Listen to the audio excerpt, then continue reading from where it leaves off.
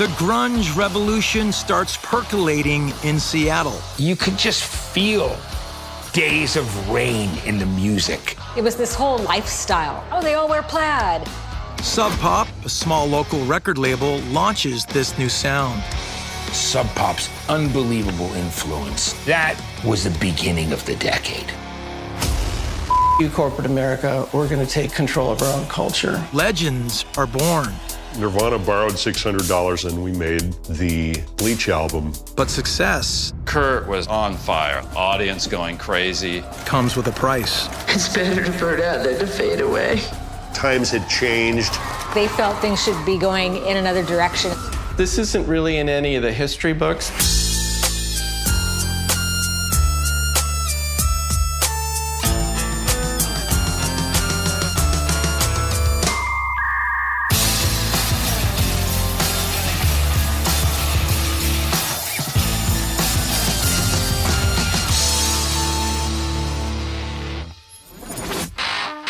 It's the dawn of the 90s, and a rumbling is heard from the Pacific Northwest. The distortion of heavy metal fused with the chaos of punk. It was the right music at the right time.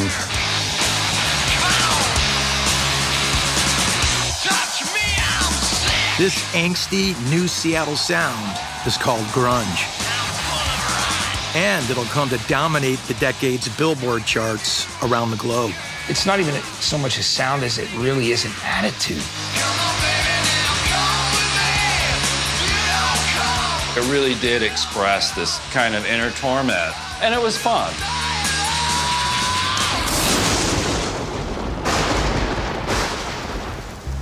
The often gloomy, rain-soaked city of Seattle might seem like an unlikely spot to birth a new form of rock and roll, described as fun.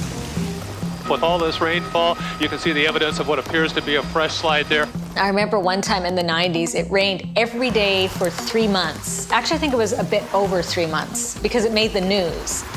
You can hear jokes in movies and plays mentioning Seattle and how it's just this kind of podunk town. People didn't even know where Seattle was. I'm Jillian Garr, and I'm the author of World Domination, the Sub Pop Records story. Because it's a port city, it was a little darker place than maybe somewhere else. And it was really depressed in the 80s and 90s. Part of the problem was just being isolated in the Pacific Northwest, so a lot of bands didn't make it up this far. I'm Charles Peterson, and I photographed the grunge scene back in the 90s.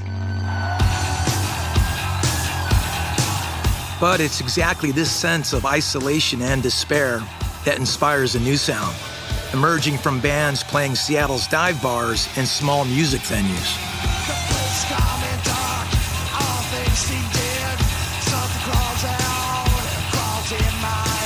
You could just feel the days of rain in the music. I loved the drenching guitar sound, the down tuning, you know, the sludginess of it, the distortion. It had so much grit in it. I'm Matt Pinfield, radio and TV host for almost 4 decades. I went on to become a vice president of Columbia Records for 7 years, and I'm still going. Some Seattle bands first experimenting with that gritty sound are Soundgarden, Green River, and Tad. But major labels from LA and New York never signed bands from this forgotten city. The music scene in Seattle was very small. There were, a handful of bands playing original music that was not cover tunes. I'm Jack Endino. I'm a record producer, engineer, and musician. There's a whole history of Seattle bands that you don't hear about now. I know because I have some of their tapes sitting on my living room floor right now.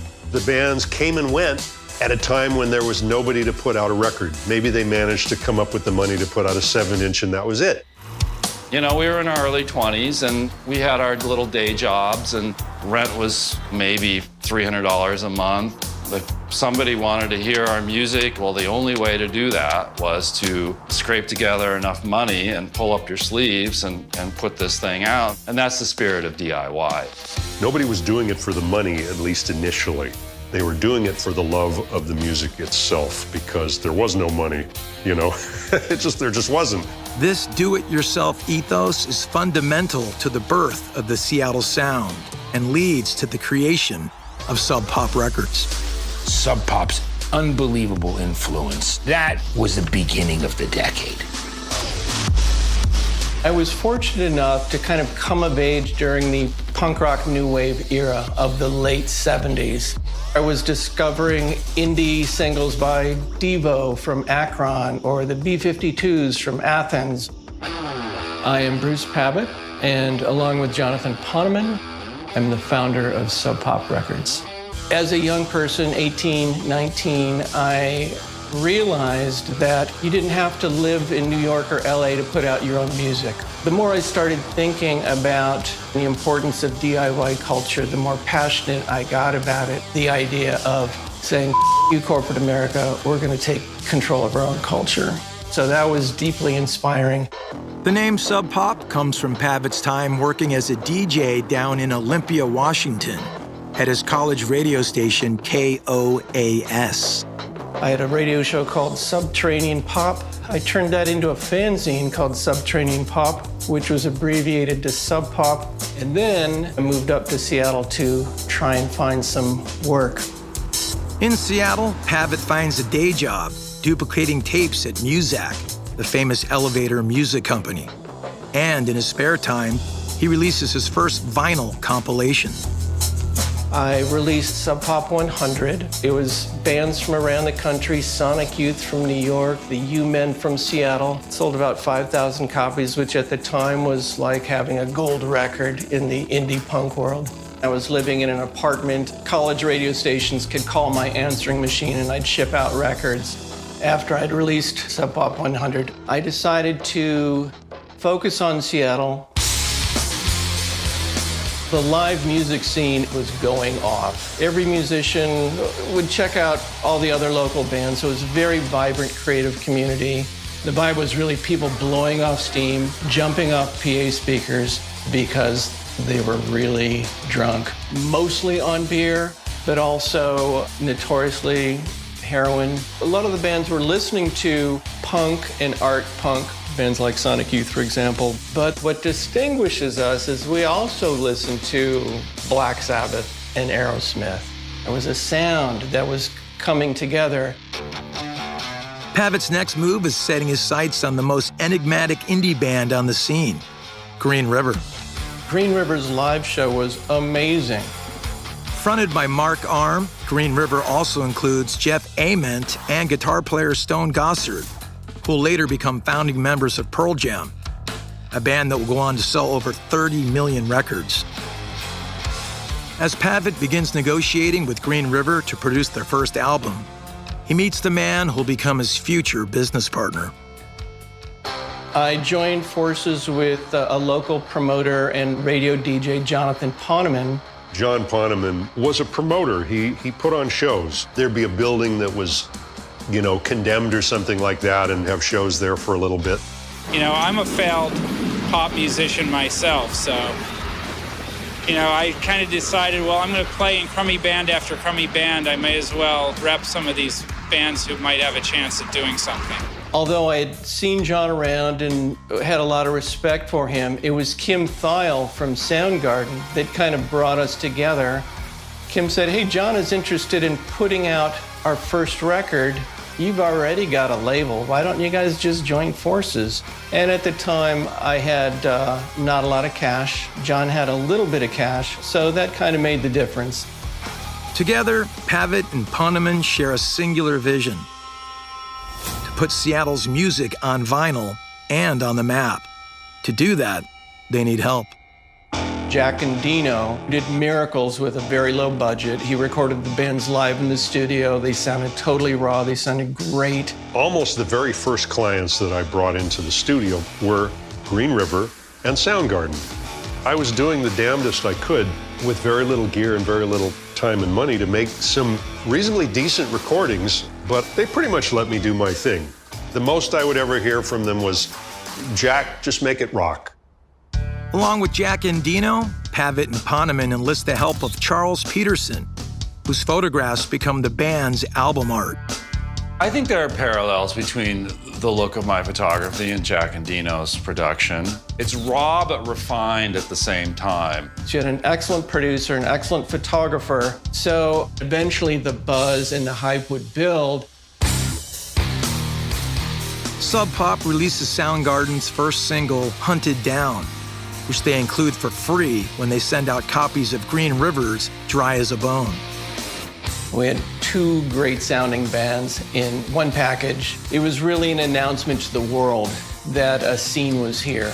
The first thing that I heard coming out of Seattle was about Soundgarden. A friend of mine from New York City, he turned me on to the Hunted Down single, and I thought it was great. I would play it on my college radio show. John and I really felt that if we could stay focused on Seattle, it's kind of like a Motown approach, right? Where you've got an established vibe and just keep pumping out the underground hits. They acted like their acts and their labels were already stars. Not, this is the next big thing, but this is the big thing. And why haven't you caught up? They just put out this idea. We have the most amazing rock scene in the world. Soundgarden brings the label attention. And when a cheap lease comes up for an office, Sub Pop acquires its first bricks and mortar home. I remember Bruce coming to me, he's like, dude, we just signed the lease. And I'm like, wow, guys, that's a big step here. Take me up the elevator, we get off, and I'm like, where's the office? And oh, wait a minute. We go around, we go up these little set of steps. I'm like, okay. And it's just sort of one room, like the janitor's room or something at some point. They were storing records in the bathroom. So when you went in to use the bathroom, you were flanked by cardboard boxes of Green River or whatever. Now armed with a name, an office, and some talented friends, Bruce and John discover they're missing a pretty key component of any record label. We realized all of a sudden we didn't have any bands.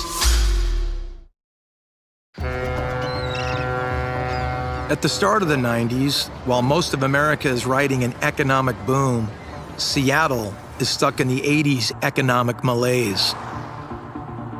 To the rest of the country, the city is just another blue-collar backwater with few opportunities. Even its indie coffee chain, Starbucks, is still trapped in the gloom. A tall non-fat foamy latte. But just like Starbucks, Sub Pop is on the verge of breaking out. By including a free Soundgarden single with every sale of their first LP, Green River's Dry as a Bone, Sub Pop get attention for both bands from radio DJs across the country. But soon after, there's a crisis at the young company. When John and I opened our office doors, Green River basically handed us the tape for their next record and announced that they were breaking up. It's a big setback to Sub Pop's immediate plans. But at least they have Soundgarden to fall back on. That is, until Soundgarden signed with SST, a more established indie label from Long Beach, California. That was challenging. However, Mudhoney was a new band that was formed by the singer of Green River, Mark Arm. And Mudhoney wound up having their first show, I believe it was 10 days after we opened our office doors, and they were incredible. We had this mind-blowing new band that we just fortunately stumbled into. After signing Mudhoney, they add the grunge bands Tad, L7, and Dinosaur Jr. to the roster. The early days of Sub Pop were very stressful, but also they're very creative, and they were less regimented. Anybody who had a good idea, you would just act on it. A lot of the joy that I experienced in the early days of Sub Pop was just spending time with John. He's just one of the most interesting people I've met. We think very differently, but there's a good chemistry there. With money tight, Bruce and John turned to their friends to help out. John and Bruce, they really needed somebody, so they were like, come in and be our receptionist and take photos at night. And they had what was called the Singles Club at the time. where you paid for a year's worth of 7-inch singles. And I would come in, open all the letters, find out where the checks for the singles clubs were, run them down to the bank. That was the first thing, always like, get the money and go to the bank. Get the money, go to the bank. Those members of that singles club, helped float the label for a while. Their phone was going to get cut off their first month in business. So, they themselves would not claim any great strengths as businessmen, but they did have a goal. To get the world hooked on grunge, Pavitt and Poneman launched the sub-pop version of the British invasion. You're in Seattle, you're trying to get attention for your label, you're trying to get attention for your music scene. You can't get any traction with the media from LA or New York. So Bruce and John came up with the clever idea to get the UK press to talk about Seattle. They thought, well, let's bring over a British rock journalist to write about it, Everett Truth, a melody maker. So they bring him over and they set up all these shows so he could see the bands. Bought him drinks, wined and dined him, and just, had his face get ripped off at some of these grunge shows at the time. He was impressed, and he thought, wow, dang, there's something going on here, Mudhoney was about to go over on their first UK tour. They got 2 front-page stories in Melody Maker. Then the US media was like, wait a minute, what is the UK talking about here? Sub Pop's publicity plan includes using an age-old advertising strategy to give their bands an origin story, one distinctly rooted in the American Northwest. Bruce and John liked to sell the idea of their acts being these rough and tumble loggers, lumberjack types, which apparently some of these folks did believe. I remember reading they were disappointed to find out that members of Mudhoney had actually gone to college. That just sort of, what do you mean?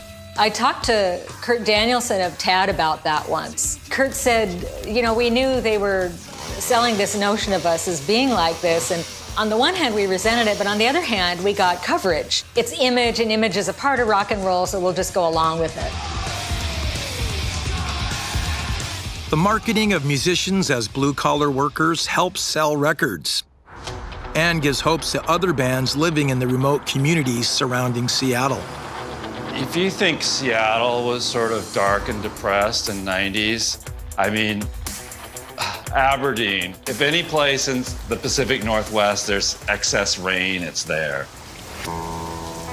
Aberdeen is just one of many small logging towns still hurting from the 80s recession. High unemployment leads to high levels of alcoholism. It's here that a local band named Nirvana first hears about Sub Pop's talented producer, Jack Endino. Kurt just called up and said, I've got this band, we're coming from Aberdeen, we want to record a few songs. We just need an afternoon. And I thought, okay. 1 5-hour session, they recorded 10 songs. I basically mixed it right then and there. I thought, this band is kind of cool. Who are these guys? I kind of like this. I said, hey, do you mind if I roll the tape again and make myself a copy of these mixes? And they said, yeah, go ahead and make a copy for yourself. And I gave a copy of it to Bruce and John. Jonathan liked it. Bruce wasn't sure. So Cobain convinces Bruce and John to see his band play live. This isn't really in any of the history books, but they drove up to Seattle and did a little show. It was at the Central Tavern at 8 o'clock on a Sunday, and there was nobody in the tavern except John, myself, a couple of girlfriends, a roadie. That was about it. And after that show, which was not too impressive, I have to say, we decided we'd do a single and see how it went. Sub Pop adds Nirvana's Love Buzz to the singles club. It does okay, but Pavitt's not convinced they're ready for a full album. And so they said, if we pay for it ourselves, can we make a full album if we pay for the session? So Nirvana borrowed $600 from a friend of theirs, and we made the Bleach album. The Bleach album boosts both Kurt's and Nirvana's confidence, and they start killing it at local shows. Kurt was like on fire, like the audience going crazy. It was incredible, and I couldn't take enough pictures. Nirvana's first album doesn't break any sales records, but Sub Pop now sees the band's potential and takes them on a European tour with Tad and Mudhoney. But being on tour almost proves too much for the band from Aberdeen's frontman. John and I decided to put together a showcase in London. Now, a week prior to the showcase, Kurt literally had what I would call a breakdown on stage. They didn't finish the show. He told the rest of the band that he could not do this anymore and that the band was breaking up. John took Kurt around the block, just trying to chill him out and give him some perspective and give him some support. Kurt said, you know, when I look out into the audience, what I see all the kids who wanted to beat me up in high school. We pulled Kurt aside and spent the day with him in Rome, and we did some sightseeing for him to just experience, you know, one of the world's greatest cities, chill out and have some good food. I think he was able to regain his spirit. So when the bands finally played London at the Astoria to a sold-out crowd of 2,000 people, they blew some minds. Nirvana, along with Tad and Mudhoney, rocked the UK. Europe gets a taste of grunge and they eat it up. But soon it looks like the tour is not the only thing Kurt is anxious to wrap up. By the summer of '91, the rumors were starting to fly. With the release of Bleach and the buzz growing around Nirvana's European tour, the once unknown band now has interest from major record labels. And there are rumors that Nirvana is thinking about making a change. John said, can you drive down to Olympia, spend an afternoon with Kurt, and convince him to stay on Sub Pop? Having lost Soundgarden to another label in Sub Pop's earliest days, Pavitt is anxious to avoid having it happen again with Nirvana. I went down to Kurt's place and I brought 2 records, a songwriter named Daniel Johnston and a vintage disc that had a cult following by a teen girl group called the Shags. These were the 2 most outsider records I had in my entire collection, and I brought those with me as a gift. My point was, we are an indie label. We are always going to champion the outsider. Major labels do not think that way. You'll have a brief opportunity. If it doesn't work out, you're not going to have a relationship. We, on the other hand, despite our financial ups and downs, it's in our spirit, it's in our DNA. This is what we do. We basically listen to music all afternoon. And I left feeling that I'd made a connection. I thought, yeah, we bonded, that was great.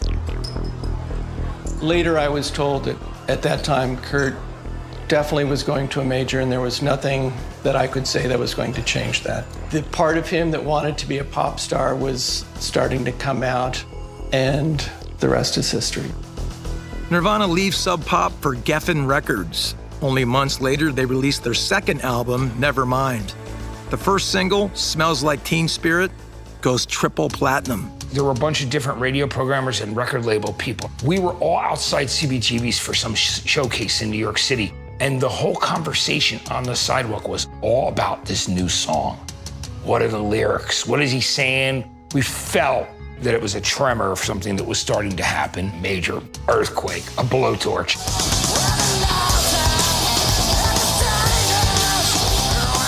Nevermind knocks hair bands off the charts and catapults grunge into the top 40.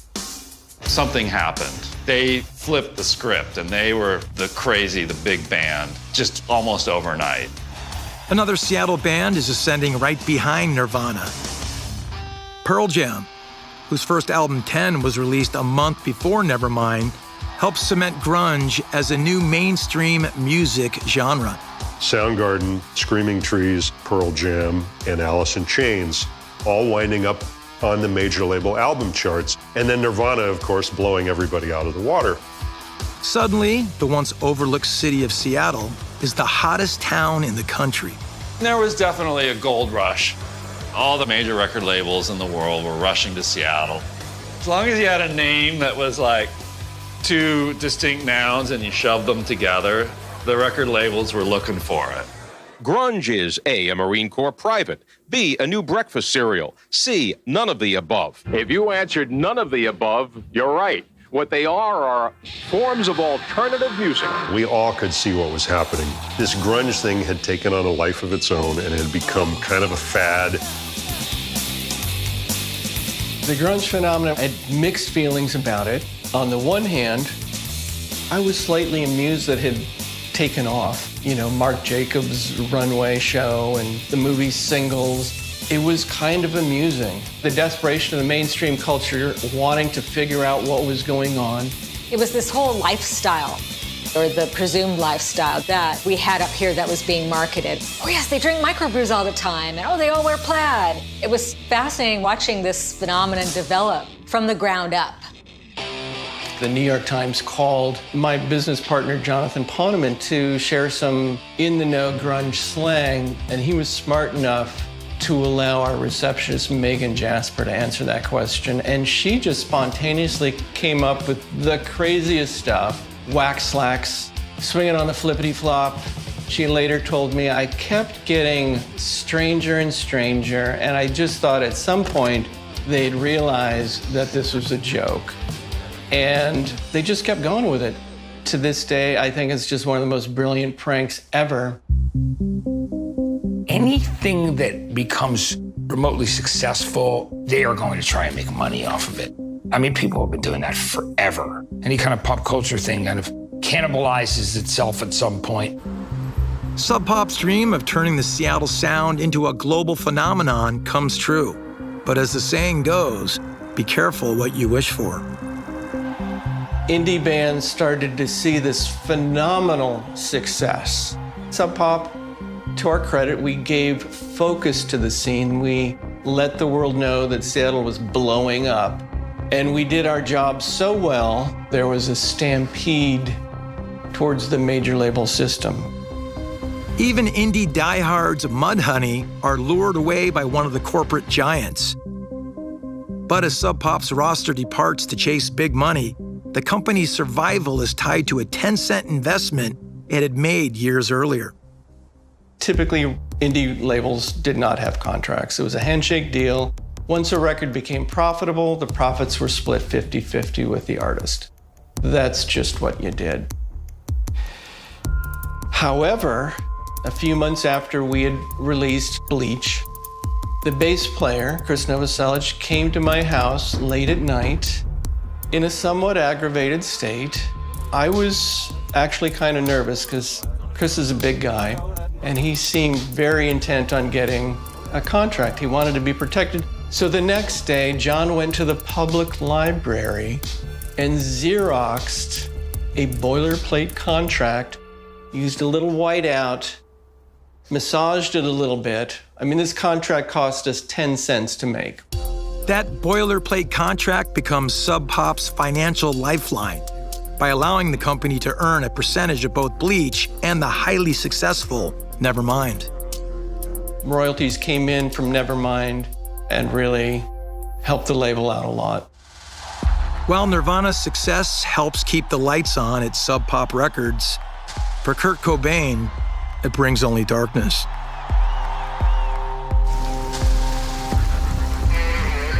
Until we confirm and notify the family, we will not release the name. A friend of Kurt called me up and said, "Hey, did you hear what happened?"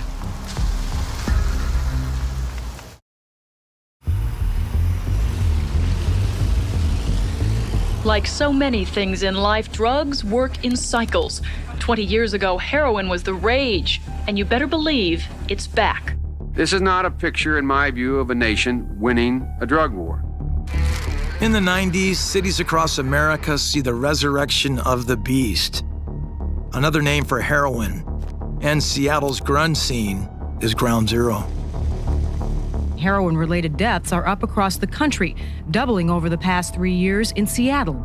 Heroin has always been there. It's like this dark demon through the rock and roll world, rock business for all these years, you know? And not everybody gets out like Keith Richards, man. By the decade's end, the drug will kill a half dozen of grunge music's brightest stars. But it's one of those deaths that sends shockwaves around the world. For people too young to remember when Jim Morrison or Jimi Hendrix or even John Lennon died, the death of Kurt Cobain evoked a similar sense of loss. Everybody in the world knows where they were. Like, people talk about when they knew where they were when Kennedy was shot. People know where they were when Kurt Cobain committed suicide. I mean, it affected an entire generation. Reports that Kurt was high on heroin when he pulled the trigger will make the drug central to the story of his suicide. I woke up that morning and I'd run into Kurt a couple weeks earlier and he'd given me his phone number. And I thought, oh man, I should call Kurt. You know, I know he's kind of lonely. And then I looked at the clock and it was like 10:30 and I'm like, no, that's way too early for him. I'll call him later. And then the phone rang and it was literally Entertainment Weekly, Rolling Stone, Time. Internalized it and just for the next 2 or 3 days just made prints to fill magazine requests. And then just kind of had a nervous breakdown after that. I'm too much of an erratic, moody person, and I don't have the passion anymore. And so remember, it's better to burn out than to fade away. Kurt's death is a loss for music lovers everywhere, but nowhere does it cut as deeply as the Seattle music scene. They had a public memorial. There's a fountain and there's a huge bowl, and people just filled it completely. Just this whole sea of people there. It was just quite amazing and astonishing to see. That news was very devastating. Felt really sorry for his daughter. I had a daughter who was about the same age at the time, and to think of the effect that that would have on his kid was just it's hard to process. Kurt was highly sensitive, creative artist type who rapidly became one of the world's biggest rock stars after growing up in a remote town. I mean, I think it's that whole thing where you want that success, but you don't want all the things that go along with it necessarily. All those responsibilities, like the meet and greets, the dealing with radio stations, all the press. Some people can handle it, but some people are socially uncomfortable. Personally, I had to rethink about what I was doing with my life. I mean, I helped discover this guy, I helped promote the act. In a way, it was just kind of a fairy tale scenario. We're all doing what we were supposed to do, and this is how it ends. Even as the founders of Sub Pop mourn the loss of Kurt Cobain, they also face the prospect of losing their business. The record companies being crushed by major labels, flocking to capitalize on the grunge scene that Sub Pop helped create. It was really hard to compete for the artists.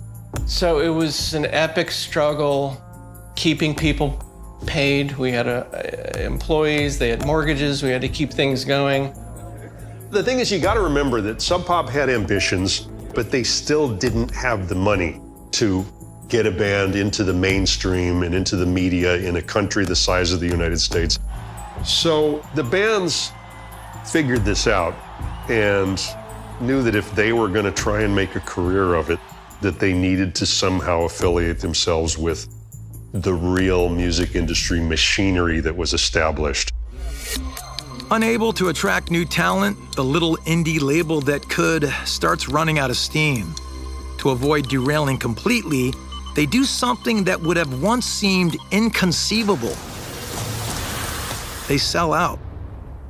We eventually did a deal with Warner Music. We only sold 49% of the company, which was unheard of, so we maintained control.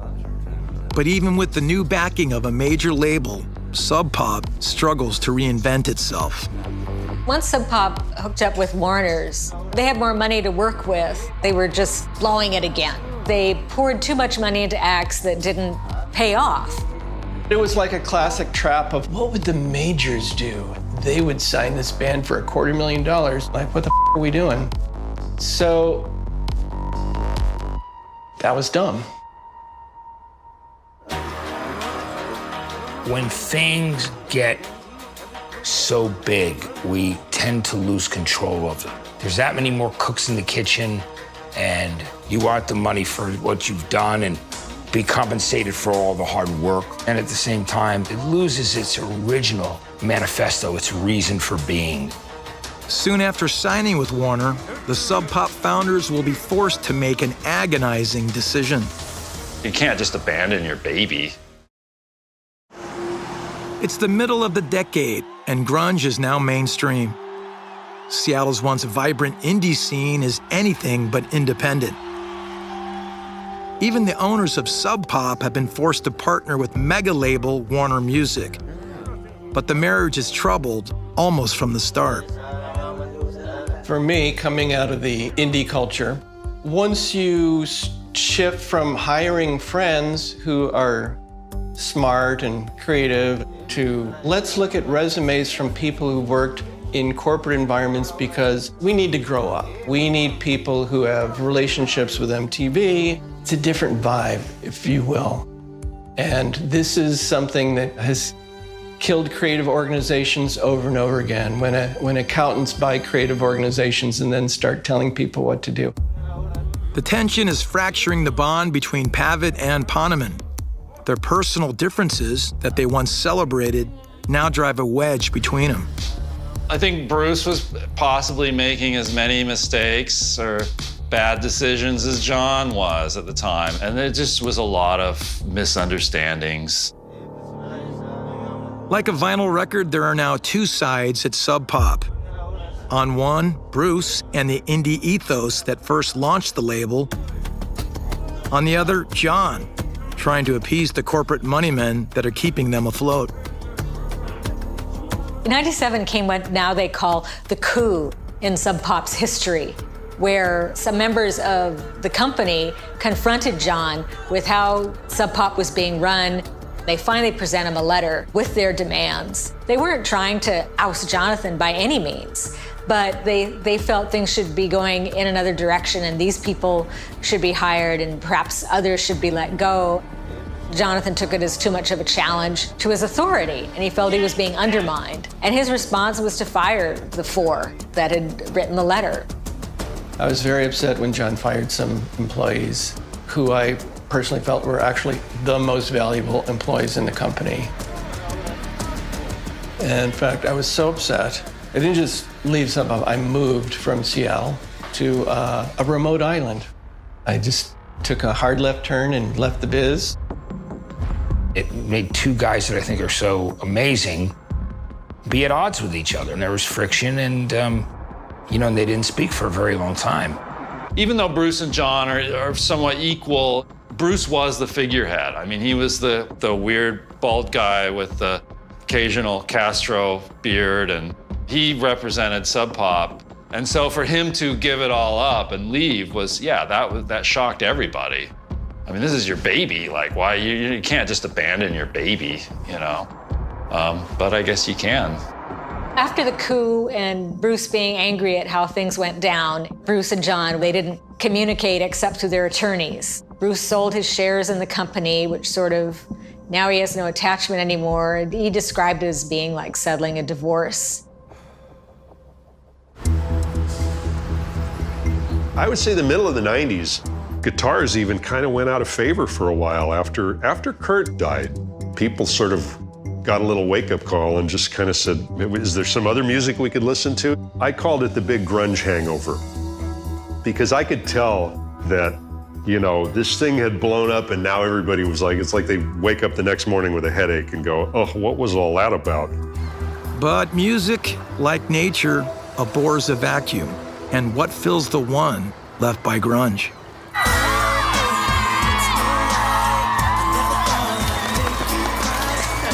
Is that like mini meal there?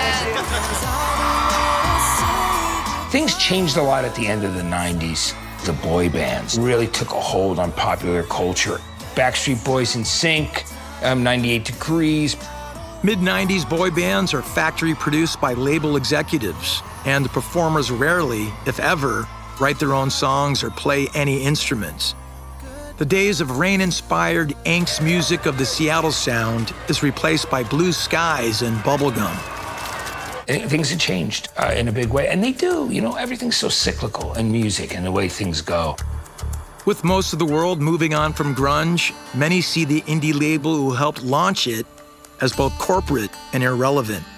But Sub Pop is about to prove these people wrong. The best part of the story is the comeback. Seattle kind of came of age in the 90s. Amazon came into play. Starbucks started to accelerate. There was an identity transformation that happened in Seattle in the 90s. And all of a sudden, Seattle became the place to move to. And that had a lot to do with the vibrancy of the entrepreneurial culture of Seattle. Seattle's transformation from damp backwater to destination city couldn't have happened without Sub Pop or the grunge movement that put them on the map. But that metamorphosis wasn't without its casualties. The tragic loss of Kurt Cobain in 1994 is followed by the death of two more icons. Alice in Chains frontman Lane Staley overdosed 8 years to the day of Cobain's suicide. And in 2017, Soundgarden's Chris Cornell ended his life after a long struggle with addiction and depression. But unlike those legends, Sub Pop Records will neither burn out nor fade away. Megan Jasper really helped turn Sub Pop around. She had a long history with the label. She had worked for them in the late 80s and early 90s and been laid off. Megan Jasper is the woman who delivered her fake glossary of grunge terms to the media years earlier. Then in 97, she decided to come back. And she said that, some of her friends and others were saying, why do you want to go back there? They're in trouble now, which they were, and she knew that. She actually told me that the staff was so demoralized that they wouldn't wear Sub Pop t-shirts because they were too embarrassed by it. So she kind of seemed like a cheerleader, in a sense, came back. Mudhoney is back on Sub Pop now, actually, and quite happy with it, I think. Sub Pop's slogan is going out of business since 1988, and now they're a Seattle institution. Who would have thought it? This company that worried they were going to have to close their doors after their first month's operation, and they just had their 30th anniversary in 2018. I do have a nice ending to this story. John and I reconnected in the early aughts. As I started really appreciating the music and really appreciating the wonderful work that John and Megan has done, John and I just started talking more and more. Eventually, Bruce Pavitt also returns to the label he co-founded. He now serves as a consultant to John Poneman at Sub Pop. We were able to help blow up Seattle with nothing more than a phone and a writing utensil. That was an exciting adventure, and it's something I'll always really, really value. There were times when they were hanging on by a thread, almost bankrupt, almost out of money, yet came back and became a very important and viable label again. That's the sign of a great label. I can honestly say that. It's a happy ending.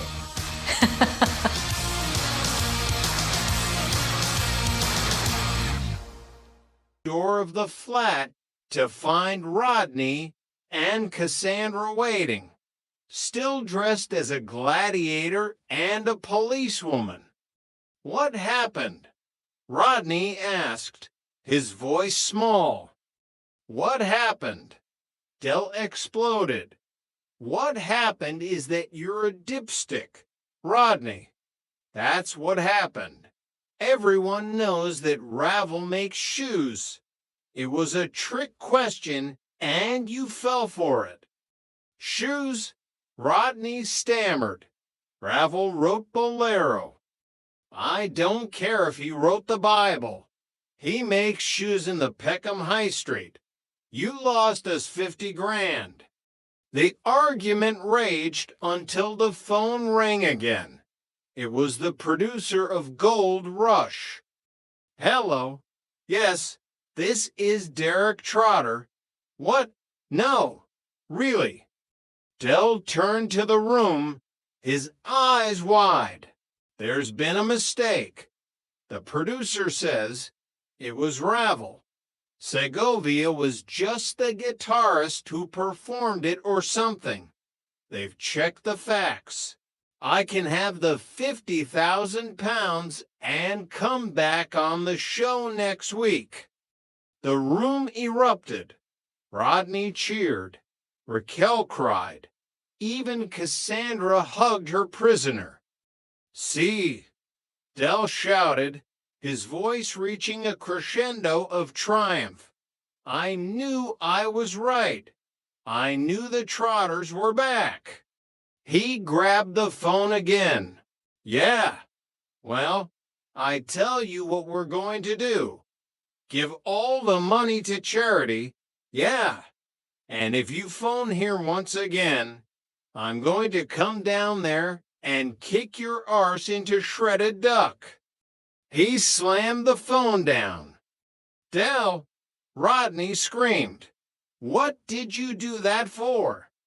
Because, Del said, a sly grin spreading across his face, that wasn't the producer. I could hear the jukebox at the Nag's Head. That was Mickey Pierce again. He sat down, exhausted but undefeated. Don't worry, Rodney. This time next year, we'll be millionaires. And in the heart of Peckham, for the 1,000th time, they almost believed him. Chapter 15, The Morning After the Morning After. The following morning, Nelson Mandela House felt like the setting of a hungover Greek tragedy.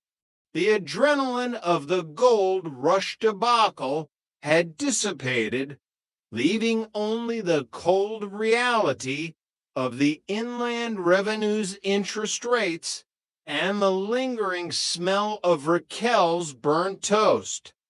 Del sat at the kitchen table, nursing a cup of tea that was mostly condensed milk and desperation.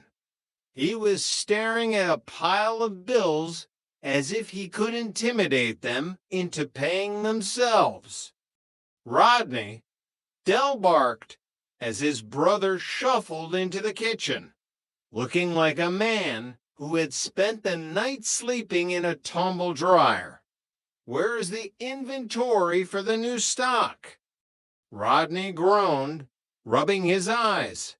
Del, it's 8 in the morning, and technically, since I'm the managing director, shouldn't I be asking you for that? Del let out a short, sharp laugh. Managing director. Rodney, you're the only managing director in London who still gets an allowance from his older brother. Now, where is it? It's in the van. Rodney sighed. But it's mostly those unbreakable umbrellas we bought from Boyke. I tried one this morning. It snapped the second a light breeze hit it. Del didn't look up. That's because you don't know the technique. Rodney, you have to open them with finesse. They're not umbrellas. They're aerodynamic sunshades. It's all in the marketing. Raquel entered, Damien trailing behind her. The boy was wearing a t-shirt that said Future Millionaire, a gift from Del that currently felt like a cruel joke. Del, we've had another letter from the council, Raquel said, her voice weary. They're asking about the arrears again. Del stood up, smoothing his waistcoat. Don't you worry about the council. Sweetheart, I've got a meeting this afternoon with a very influential business associate. Top-level stuff. Is it Trigger? Rodney asked, deadpan. Del paused, his hand on the door handle. He might be in the vicinity. Yes, but that's irrelevant. We are the Trotters. We've been down before, but we always bounce back. Like those rubber balls that never stop. They're called super balls. Del, Rodney corrected. and eventually they hit someone in the eye and get confiscated. Chapter 16, The Nag's Head Resurrection. The Nag's Head was the spiritual home of the Trotter Empire, a place where legends were told and where beer was served at a temperature that could only be described as room adjacent. As Del and Rodney walked in, a hush fell over the bar. It was the kind of silence usually reserved for a funeral or a surprise inspection by the health department. Trigger was at his usual spot, looking as if he hadn't moved since the mid-70s. Denzel was nursing a half-pint, and Sid was behind the bar, polishing a glass that looked like it had been used to store gravel. "All right, Dave," Trigger said, nodding at Rodney. "It's Rodney," Rodney sighed, "for the 10,000th time." "Heard about the show, Del," Sid said, leaning over the bar. "Me and the wife were watching. She said she liked your suit, said it made you look like a very successful magician." Del ignored the barb. "It's all part of the game." Sid, "High stakes, high rewards. We were testing the waters, weren't we, Rodney?" "I was testing the limits of human embarrassment," Rodney muttered. "Don't listen to him," Del said, ordering a large cognac. "He's got executive stress. Now, Denzel, I hear you've been having trouble with your VIN suspension." Denzel looked up, wary. "How do you know that?" "I have my sources," Del said, leaning in. "And it just so happens that Trotter's independent traders under the new and vibrant leadership of Rodney here has just acquired a consignment of high-performance shock absorbers. Straight from Germany." "Germany?" Denzel asked. "Or a garage in Lewisham?" Del looked hurt. "Denzel, would I lie to you? They're military grade, built to withstand a direct hit from a tank. Your van will feel like a magic carpet." "How much?" Denzel asked, his curiosity getting the better of his common sense. "For you, a mere £100, plus a small administration fee for the managing director." Del nudged Rodney. Rodney, tell him about the quality." Rodney looked at Denzel, then at Del, then at his beer. "They're round, and they've got springs, I think." "See?" Del beamed. "The man's a genius. Right, let's seal the deal. Sid, a round for my friends. On Rodney's tab." Chapter 17, The Suitcase in the Van. The sun was beginning to set over Peckham, casting long, orange shadows over the estate. Del and Rodney were back at the van, the shock absorbers, which looked suspiciously like painted PVC pipes, safely stowed in the back. Del reached into the van and pulled out a battered leather suitcase. He handled it with a reverence usually reserved for religious relics. "This is it, Rodney," Del said, his voice dropping to a whisper. "The beginning of the comeback." "Del, it's a suitcase," Rodney said. "What's in it?" "More umbrellas." Del popped the latches. Inside were hundreds of small, plastic devices that looked like a cross between a calculator and a remote control.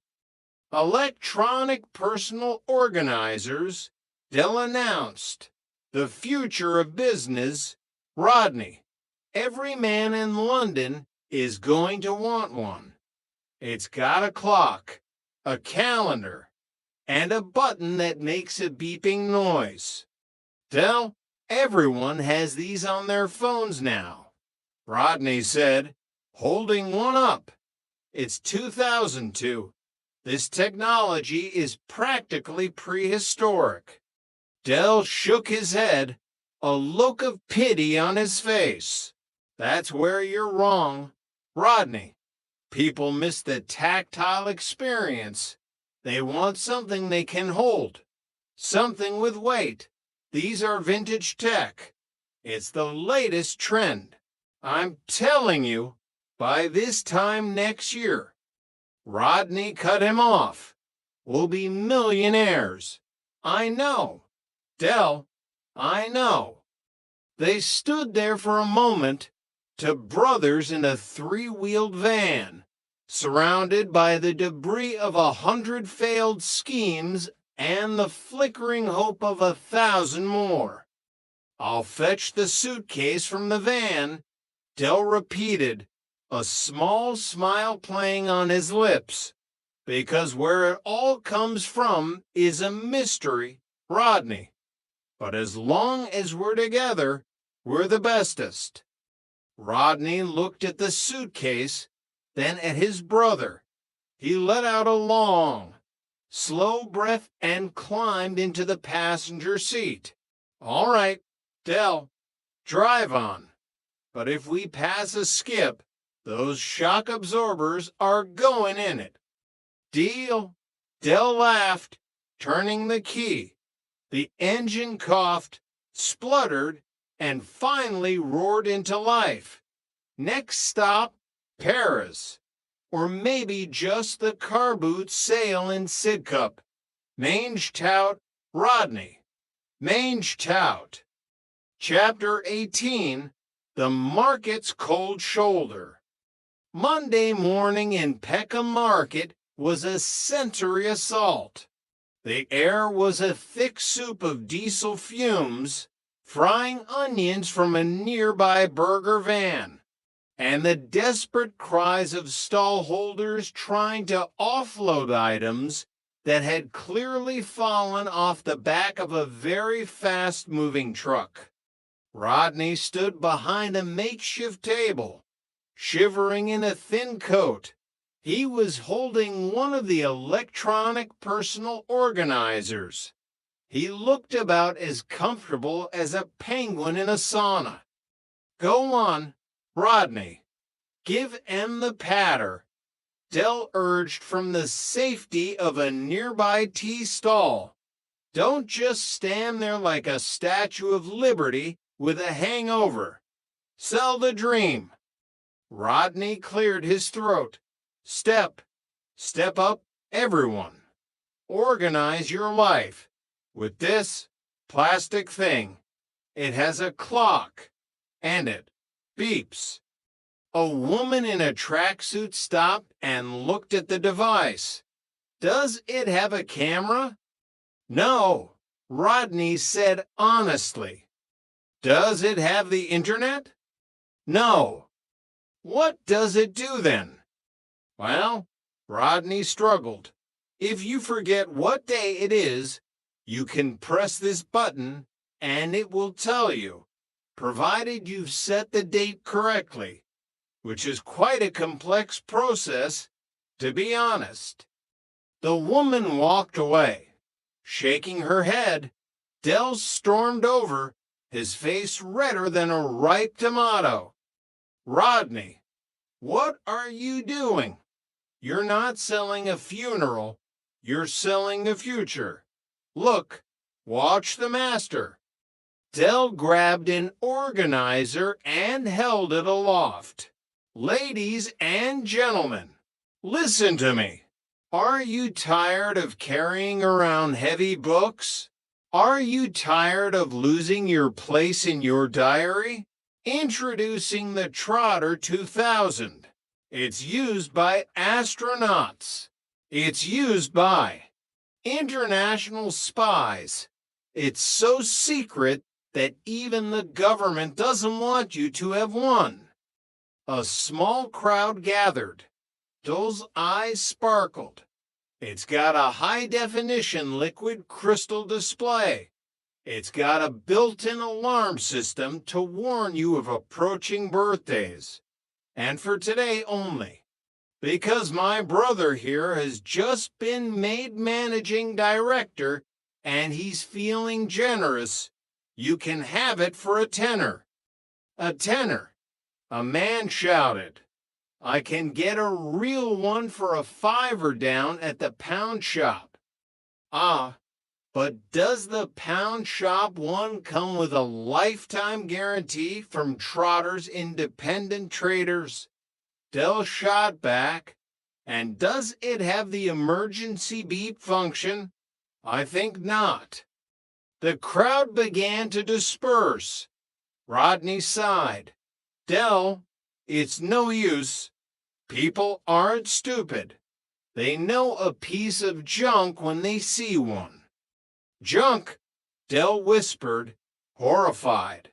This is vintage, Rodney. It's retro. We just haven't found our target market yet. We need a specialist buyer. Like who? A museum for failed inventions. No, Dell said, a slow grin spreading across his face. I know exactly who. Boyke. Chapter 19, The Strategy Meeting. That evening, the living room of Nelson Mandela House was converted into a high-level boardroom. Rodney was sitting at the table with a notepad, trying to look professional. Raquel was in the kitchen, and the distant sound of Damien playing a video game provided a soundtrack of explosions and digital screams. Right, Rodney said, tapping his pen. Meeting of the Board of Directors. Item 1, the debt. 48,754 pounds. Item 2, assets. We have 200 broken umbrellas, 50 fake shock absorbers, and 199 electronic personal organizers. One broke when Dell sat on it. It didn't break, Dell corrected from the armchair. It just redistributed its components. It's an exploding view model. Very educational. Whatever, Rodney sighed. Dell, we need a real plan. We can't keep selling junk to the neighbors. We're going to get evicted. Dell leaned forward, his voice serious. Rodney, I've been thinking. As the managing director, you need to think big. We don't need 100 small deals. We need one huge deal. A deal that will wipe out the debt in one go. And what is this deal? Rodney asked, wary. I've been talking to a bloke called Nervous Nick. He's got a lead on a consignment of, well, it's high-tech equipment. Not more organizers? No, it's medical equipment. Laser-guided, state-of-the-art diagnostic machines. Rodney stared at him. Medical equipment. Dell, you don't know a laser from a light bulb. And where would we sell medical equipment? The private sector, Rodney. Private clinics. I've already made a few calls. I've told them we're an international consultancy specializing in healthcare procurement. You told them what? Rodney stood up, pacing. Dell, this is fraud. We're going to end up in the nick with Mike. It's not fraud. It's creative marketing. Dell shouted back. And besides, we're doing the world a favor. We're bringing down the cost of health care. We're practically saints. You're practically a lunatic, Rodney yelled. I'm the managing director, and I'm saying no. No lasers. No clinics. No nervous Nick. The room went silent. Raquel appeared at the door, a spatula in her hand. Is everything all right in here? Everything's fine, sweetheart, Dell said, his voice dripping with fake calm.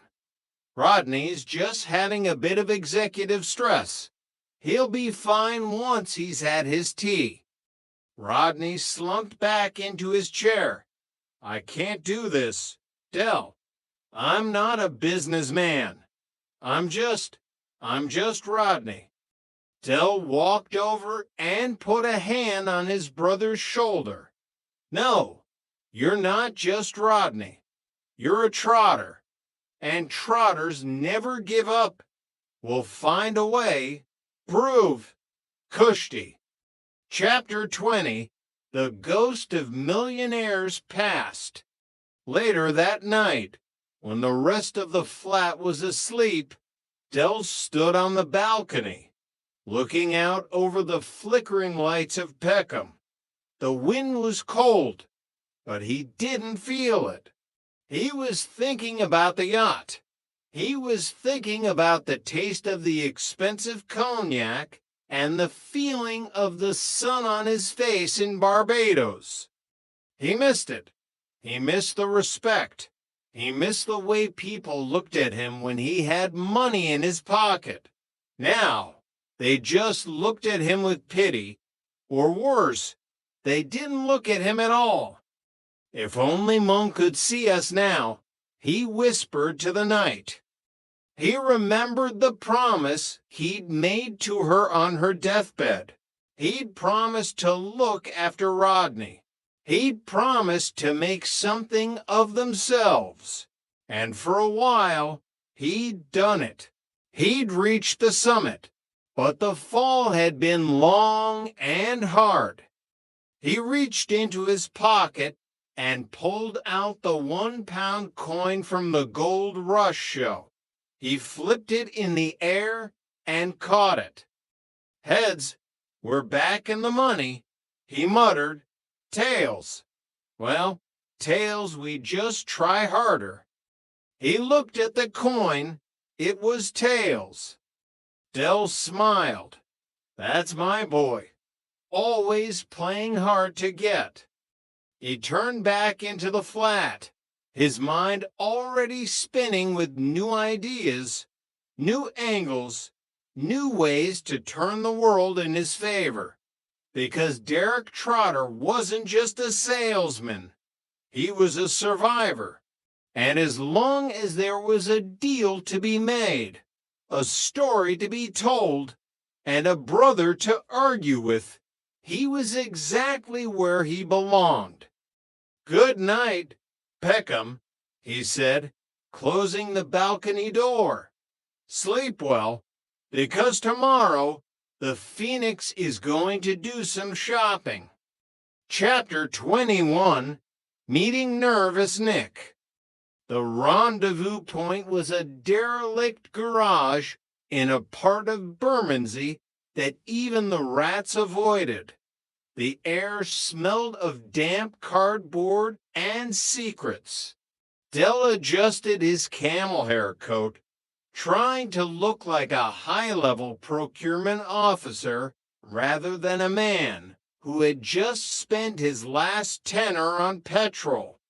Rodney followed, his eyes darting toward every shadow. Dell, I really don't like this. Nervous Nick is called nervous for a reason, usually because he's about to be arrested. He's just high-strung, Rodney, Dell whispered. Genius often is. A man emerged from behind a stack of rusted oil drums. He was twitching so violently that his glasses were barely staying on his nose. This was nervous Nick. You got the money? Nick stammered, his eyes scanning the empty street. I've got the backing of a major international syndicate, Nick, Dell said, patting his empty chest pocket. But first, we see the gear, the lasers. Nick led them to a crate covered in a greasy tarpaulin. With a flourish that sent his head flying, he pulled it back. Inside were rows of sleek, silver cylinders with blinking red lights. There they are, Nick whispered. Laser guided, high precision, straight from a high-tech facility in the north. Rodney leaned in, looking at a cylinder. Dell, these look like industrial barcode scanners. Shh, Dell hissed. They're diagnostic tools. Rodney, diagnostic. Nick, how many have you got? 50 units. Take 'em now for $5,000, and I'll throw in the cables. Dell looked at Rodney, his eyes wide with greed. Rodney, at $5,000, that's only £100 a unit. We sell 'em to a private clinic for $500 each, and we've wiped out half the debt in a weekend. Dell, we haven't got $5,000, Rodney cried. We have, if we use our contingency fund, Dell said, avoiding Rodney's gaze. You mean the money Raquel was saving for Damien's school uniform? It's an investment. Rodney, Damien will have a uniform made of gold by the time we're finished. Chapter 22, The Master's Pitch.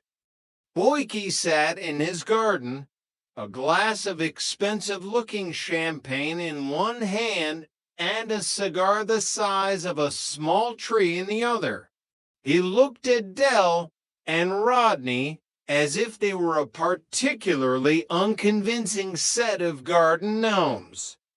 So, Derek, Boyke drawled, his voice a nasal symphony of condescension. I hear you've been appearing on television. A very moving performance. I especially like the bit where you lost 50,000 pounds because you didn't know your classics. It was a technicality. Boyke, Dell shot back, trying to keep his cool. Anyway, I'm not here to talk about show business. I'm here to offer you a piece of the future. He opened a small briefcase to reveal one of the silver cylinders. Boyke leaned forward, squinting. And what exactly is this? A very expensive pencil case. It's a laser-guided pathological scanner. Boyke, Dell said, his voice dropping to a conspiratorial whisper. Straight from the R&D labs in Switzerland. It can detect anything from a common cold to a midlife crisis. Boyke picked it up, weighing it. It looks remarkably like a checkout scanner from a supermarket in Croydon. That's the clever part. Dell beamed. It's built into a familiar casing to prevent patient anxiety. High tech. Low stress. These are going to be in every private hospital in London by Christmas. I've got the exclusive distribution rights. Rodney cleared his throat. Well, technically, Trotter's Independent Traders is the sole procurement agent. Boyke let out a short, sharp laugh that sounded like a seagull choking on a chip. Healthcare. Derek, you? You can't even diagnose a leak in your own radiator. I'm talking about the margins, Boyke. Dell urged. 30% return in 30 days. Guaranteed. Boyke put the cylinder back. I'll tell you what, Dell, I'll take 10 of them, and £100 each. Not a penny more. Dell's face fell. 100? Boyke, I paid more than that myself. Then you're even more of a dipstick than I thought, Boyke said, standing up. Now, if you'll excuse me, Marlene is calling. We're having a very expensive lunch. Chapter 23, The Laser Reveal. Back at the flat, the living room was filled with silver cylinders. Rodney was sitting on the floor, surrounded by instruction manuals that were written entirely in what appeared to be simplified Chinese. Dell, Rodney said, his voice trembling, I've found the translation for the model number. Dell, who was busy trying to buff the Made in China stickers off the cylinders, didn't look up. And, does it say Precision Medical Tool? No, Rodney said, standing up. It says Industrial Poultry Sexer. Dell froze. A what? A poultry sexer. Dell, it's a laser tool used in high-speed chicken factories to determine if a chick is a boy or a girl. Dell stared at the cylinder in his hand. He pressed the button, and a tiny red laser beam shot out, hitting a picture of Uncle Albert on the wall. But it's laser-guided, Nick said. Nick is a conman. Dell, we've spent Damien's uniform money on 50 machines that tell you if a chicken is a rooster. The silence in the flat was absolute. Then, from the hallway, came the sound of Raquel's keys in the door. Oh, no, Rodney whispered. Dell, if she sees these, she's going to sex us both with a rolling pin. Quick, under the sofa, Dell hissed. They spent the next 10 minutes frantically shoving silver cylinders under the furniture, just as Raquel walked in. Hello, boys, she said, looking around suspiciously. Why is everything moved? And why is there a red dot on Uncle Albert's nose? It's a new security system, sweetheart, Dell said, sweating. Trotter Tech Security. We're testing the perimeter. Raquel sighed. Dell, please tell me you haven't bought more junk. Junk? Raquel, this is the future.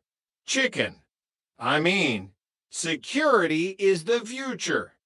Chapter 24, Domestic Turbulence. The fallout from the laser deal was swift and painful. Raquel discovered the cylinders within 48 hours, mostly because the cat had learned how to trigger the lasers, turning the living room into a low-budget disco. 50 poultry sexers. Derek, Raquel yelled, her voice echoing through the tower block. We could have bought Damien a new wardrobe. We could have paid the rent for 3 months. It's an emerging market. Raquel, Dell pleaded, cowering behind the armchair. The organic chicken industry is booming. Everyone wants to know the gender of their poultry. Rodney was no help either. He had taken to wearing his Spartacus tunic around the flat as a form of silent protest. If anyone needs me, Rodney said, walking through the kitchen with a wooden spoon, I'll be in the Coliseum or the local job center. Oh, shut up, you tart, Del snapped. I'm working on a pivot, a business pivot. He retreated to the balcony, the one place he could think. He looked out over Peckham and saw Boyke's Mercedes driving past far below. He knew Boyke was laughing at him. He knew everyone was. But as he looked at the silver cylinder in his hand, an idea began to form. It was a crazy idea, a stupid idea, a trotter idea. Rodney, Del shouted, bursting back into the room. I've got it. We don't sell M to farmers. We sell M to the entertainment industry. The what? Laser tag, Rodney. We market M as pro-level laser tag kits for high-end corporate away days. We tell M it's a tactical training tool used by the SAS. Rodney looked at the poultry sexer. He looked at Del. For a second, a spark of the old madness returned to his eyes. Tactical training. For corporate away days? Exactly. Trotter Tactical. It's a new branch of the company. Chapter 25. The Phoenix prepares to fly. It was Friday night at the Nag's Head. Del stood at the bar, a silver cylinder tucked into his waistband like a futuristic weapon. All right, Trig, Del said, nodding at his friend. All right, Del, what's that on your hip? A fancy new torch. It's a tactical marking device, Trig, Del said, winking. Standard issue for the elite squads. I'm organizing a tournament next weekend. 20 quid an entry. Winner gets a bottle of my finest champagne. Sounds dangerous, Trigger said, looking impressed. Can I be the referee? You're hired, Del beamed. He looked across the bar and saw Rodney talking to a group of young city types who had wandered in from the more gentrified parts of town.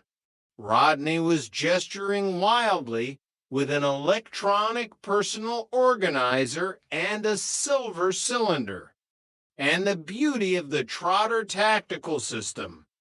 Rodney was saying, his voice filled with newfound confidence, is the haptic feedback. It's so precise, it's practically clinical.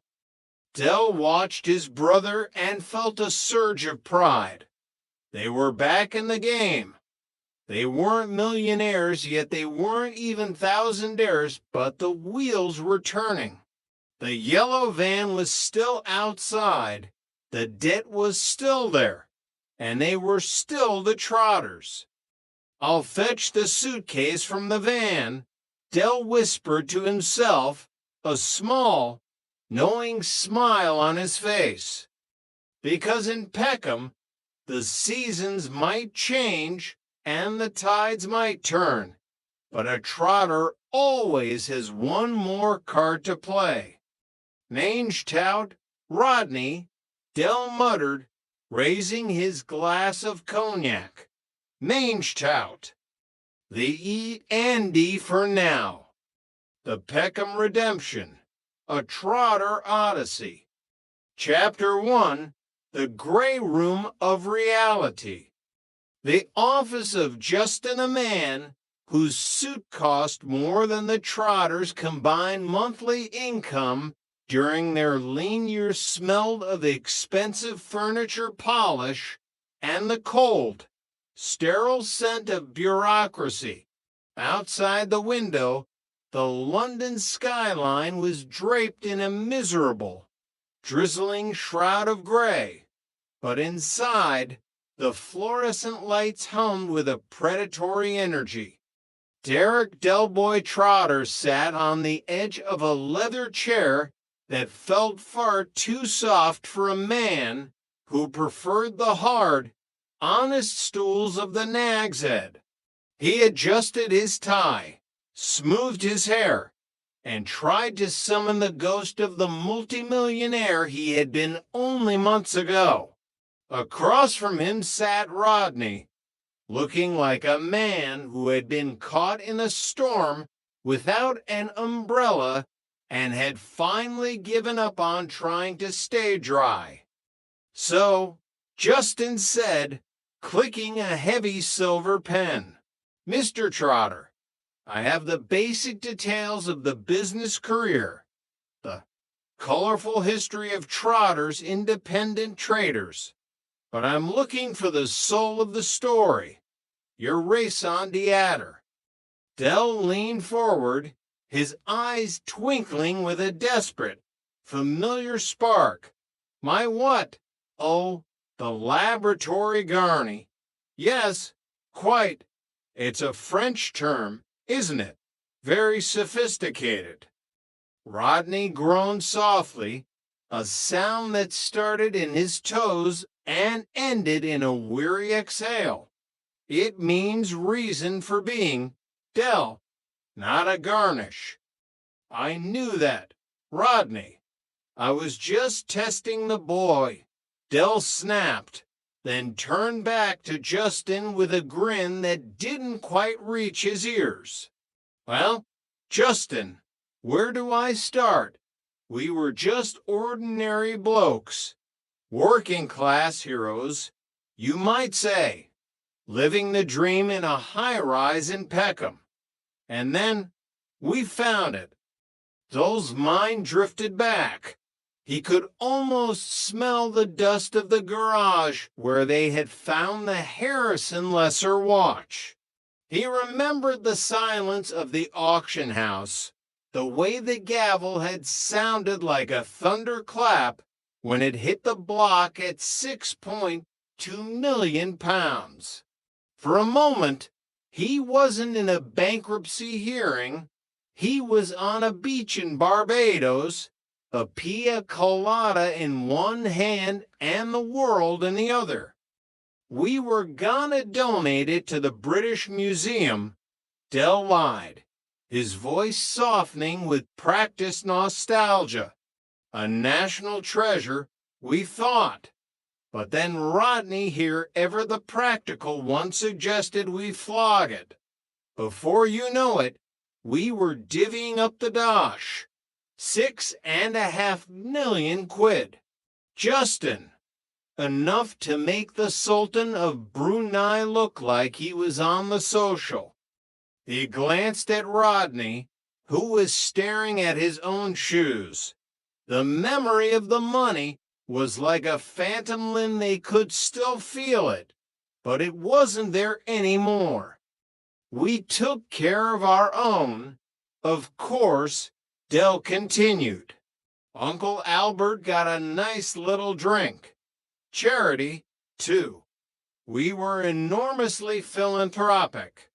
But then the stock market, a vibrant venture in Central America. It was a sure thing, Justin. A gold mine. It was a black hole," Rodney muttered. "Details, Rodney. It was a market attracting funds from all over the globe. We were making more money than the Royal Mint. We had the family with us, Raquel, Cassandra, the Nipper Damien. We were the kings of the castle." Dell's voice faltered. The castle had been built of sand, and the tide had come in with the ferocity of a hurricane. Chapter 2: The Fall of the House of Trotter. The transition from champagne to light ale happened so fast it gave the Trotters financial whiplash. One day, Dell was ordering custom-made silk dressing gowns. The next, he was checking the back of the sofa for loose change. The Central American market hadn't just crashed, it had vaporized. The creative solution, Dell had come up with a series of increasingly desperate credit card maneuvers had only delayed the inevitable. When the news hit the UK, the business associates who had once laughed at those jokes and toasted his success suddenly found that their phones didn't work. It was a financial wilderness, Dell told Justin, his voice dropping an octave. But Peckham looks after its own. Mike Fisher, the landlord of the Nag's Head, he's a saint, Justin, a man of vision. He's in prison, Dell, Rodney reminded him. He remortgaged the pub to follow your lead. He's awaiting trial for embezzlement. He pleaded guilty because he's a man of honor, Dell shouted, though even he knew how hollow it sounded. The scene shifted Indel's memory to the corridors of the courthouse. Denzel, Trigger, Boyke, the character witnesses who looked more like a police lineup than a support group. Denzel had been pacing the floorboards then, convinced that his testimony would lead to a life sentence for everyone involved. Trigger, in his own inimitable way, had been hearing voices again. Trig, Dell had whispered in the hallway, "Just tell them I'm a pillar of the community. I'll tell them I hear voices." Dell, Trigger had replied, his eyes glazed with a strange, internal peace. "It'll explain a lot." The memory was bitter. The court hadn't sent them to prison that would have been too merciful. Instead, they had been stripped. The riverfront property, the peacocks, the estate all gone. All that remained was the one thing Dell had kept in his back pocket, the old flat in Nelson Mandela House. The return to the estate had been a funeral procession in a yellow three-wheeled van. The lifts were still broken. The graffiti was new, but the smell of stale cabbage and disappointment was exactly the same as they had left it. Chapter 3, The Ancient Mariner's Last Voyage. The loss of the money was a tragedy, but the loss of Uncle Albert was something else entirely. It was the end of an era. The man who had survived the Battle of the Baltic, 3 shipwrecks, and countless wartime sagas had finally reached his final port of call. The funeral was, in true Trotter fashion, a masterpiece of misunderstanding. Dell stood at the graveside, his eyes misty behind his sunglasses. He had felt guilty, terribly guilty about leaving Albert behind while they were off globe-trotting in Barbados. Albert had lived his final months in a rest home, while Elsie Partridge, his girlfriend, who was old enough to have witnessed the construction of Stonehenge, looked after him. He loved his cognac, Dell whispered to the assembly of mourners, half of whom he didn't recognize, kept the old colds at bay. He looked at Rodney and Cassandra, who were holding hands, their faces masks of solemnity. Then there was Damien, Dell's son, looking like a miniature version of a Peckham wide boy, already eyeing the silver handles on the coffin. Dell's cousin Roland, a man with the personality of a damp sponge, leaned in. He did go on, didn't he? All those wartime stories. Never bloody stopped. Del felt a surge of protectiveness. He won the war, Roland, in his own way. Every bloke who fought did. They fought for our freedom for prats like you to knock him 50 years later. All right, Del, take it easy, Rodney cautioned. But Del was on a roll. He looked around the cemetery, wondering where the old gang was. Where was Sid? Where was Mike? He felt a deep sense of isolation. Then he looked at the headstone. He looked at the photo of the deceased. He looked at the name. Is that a Spitfire, Dad? Damien asked, pointing at a floral arrangement. Del squinted. Rotters. I think we're at the wrong funeral. What? This isn't Albert. This is a bloke named Bunny Warren. He was in the RAF. The realization hit them like a cold bucket of water. They were mourning a complete stranger, while Albert was likely being lowered into the ground 3 plots over. It was the ultimate plonker moment, a final joke from the universe that reminded them that even in death, the Trotters couldn't quite get it right. Chapter 4, The Bankruptcy Blues. Back in the flat, the reality of their situation settled in like a thick, suffocating fog. Raquel was quiet, her disappointment radiating off her in waves. Cassandra was looking for a way out back to the bank, back to a life that didn't involve 3-wheeled vans and tax evasion. $48,750 for pounds, Del muttered, staring at the letter from the Inland Revenue, plus interest. You forgot the for quid, Del, Rodney said, his voice flat. The for quid is the least of our worries. They're gonna take the flat, Rodney. They're gonna auction the roof from over our heads.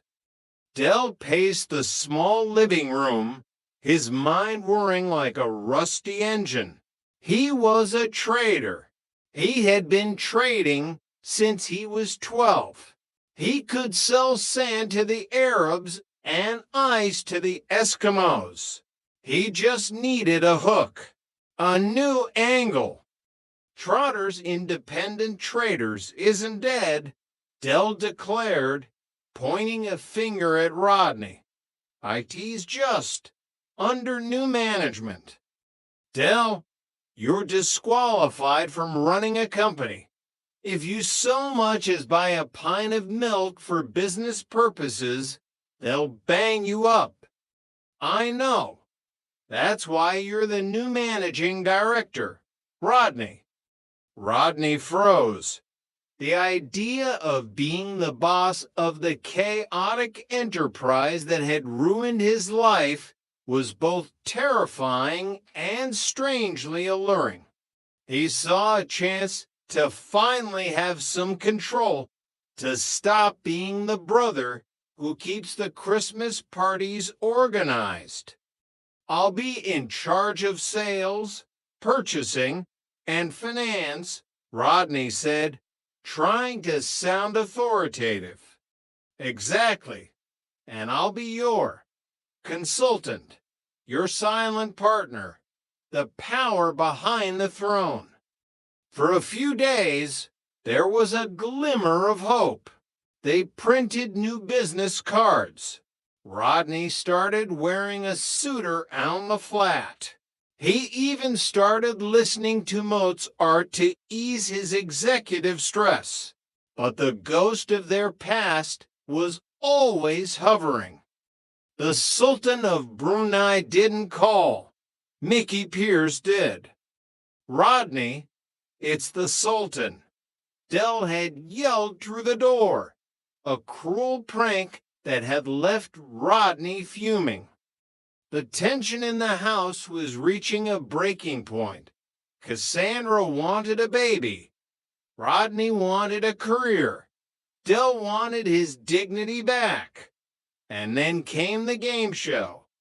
Chapter 5, The Gold Rush Gamble. Gold Rush, the fastest game show on TV. Hosted by Jonathan Ross. The prize, £100,000. To Del, it was the ultimate get-out-of-jail-free card. He had spent weeks preparing, which for Del meant watching old episodes of University Challenge and pretending to understand 16th century Italian Renaissance art. I'm a man of the world, Raquel, he told her as he adjusted his cufflinks in the mirror. I've got broad shoulders. The buck stops here. The studio was a blur of neon lights and shouting audiences. Del felt like a gladiator entering the Colosseum. He was up against a financial advisor from Merseyside and an amateur opera singer from New Quay. And finally, we have Derek Trotter from Peckham. Jonathan Ross announced, pastimes include fine wines, the theater, and Italian art. Welcome, Derek. Lovely jubbly, Jonathan, Del chirped, his palms sweating. The timed round was a disaster. Del answered Mrs. Dale to a question about the Great Fire of London. He felt the audience's laughter like a physical blow, but through a stroke of luck and the failure of the other contestants, he found himself on the Rainbow Road. He moved through the questions with a mixture of luck and pure, unadulterated bluff. He knew Kilimanjaro was a mountain because he'd once tried to sell coffee with a similar name. He knew President Kennedy had been in a terrible state when he died. Then came the £50,000 question. Which classical guitarist wrote the opera The Child and the Enchantment? Was it Ravel, Segovia, or Rodrigo? Del felt the world tilt. He didn't know classical music. He knew the old rugged cross and the theme to the bill. He looked at the audience. He looked at the clock. I'll use my SOS, Jonathan, Del said, his voice cracking. I'll call my brother, Rodney. He's got to GCE's. The phone rang in the flat in Peckham. Rodney, dressed as Russell Crowe for a fantasy therapy session with Cassandra, who was dressed as a policewoman, picked up. Hello, is that Rodney? This is Jonathan Ross. Oh, piss off, Mickey Piers, Rodney yelled. The studio audience erupted. Del wanted to crawl into a hole and die, but eventually the message got through. Rodney, help me for 50 grand. Which classical guitarist? Ravel, Segovia, or Rodrigo? Ravel, Rodney said, his voice confident. I'm 100% sure, Del, I know my classics. Del turned back to Jonathan Ross, a look of triumph on his face. It's Ravel, Jonathan. Final answer. Derek, that was the wrong answer. It was Segovia. The silence in the studio was louder than any applause. Del felt the Rainbow Road crumble beneath his feet. He had lost it all. Again. Chapter 6, the morning after the night before. The cab ride back to Peckham was the longest of Dell's life. He had abandoned Raquel and Damien at the studio in his rush to flee the scene of his public humiliation. He had walked through London for hours, looking at the city that had once been his playground and was now his judge. When he finally walked through the door of the flat, he found Rodney and Cassandra sitting in the dim light of the television. "How's your evening been, Rodney?" Dell asked, his voice dripping with sarcasm. "Not very good, to be honest," Rodney replied. "A bloody snap," Dell shouted. "Everyone knows Ravel makes shoes. It was a trick question, and you fell for it." "He's got to GC East," Raquel yelled from the kitchen. The argument that followed was a master class in Trotter's sibling rivalry. The bone marrow was brought up. The mother's dying wish was invoked. The yellow Capri was banned. But then the phone rang. "Hello," Rodney answered. "Yes. Can I ask who's calling?" He looked at Dell, his eyes wide. "Dell, it's the producer of Gold Rush." Dell took the phone with a trembling hand. "Yes, this is Derek Trotter." "What? No." He listened for a moment, his face transforming from a mask of despair to a glowing beacon of hope. He hung up and looked at the family. "They made a mistake," Dell whispered. "The producer, he said there was a technical error. It was Ravel, or something. They're giving me the 50 grand and I'm going back on the show for the 100. "Yes," Rodney cheered. But as Dell looked at the phone, he heard a faint sound from the receiver, the sound of a jukebox, the sound of laughter, the sound of Mickey Pierce. "I'm gonna kill him," Dell whispered.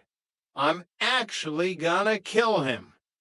But as he looked around the room at Raquel, at Rodney, at the nipper sleeping in the corner, he realized something. They were broke.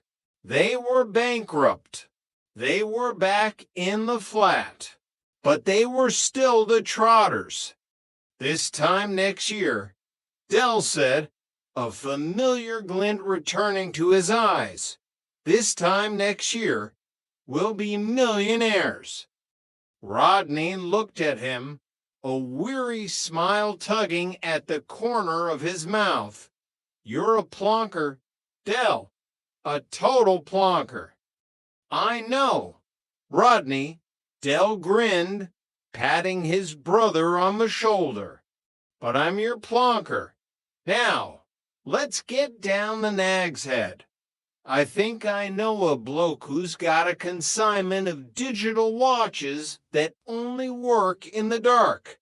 It's a gold mine. Rotters. A literal gold mine." The sun began to rise over Peckham, casting a golden light over the tower blocks and the market stalls. The Trotters were back in business. Chapter 7. The Market of Broken Dreams. The Monday morning air in Peckham was thick with the smell of exhaust fumes and cheap fried breakfast. Del Boy stood behind his suitcase, which was perched precariously on a folding table outside the Nag's Head.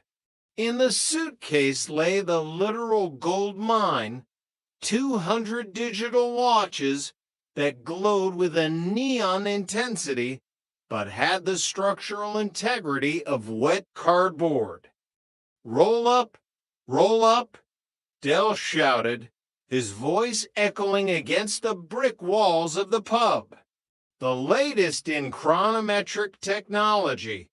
These watches are so advanced, they only work in the dark to save your eyesight.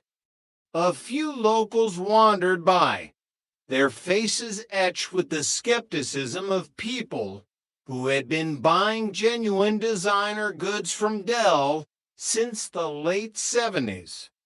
Is that right, Dell?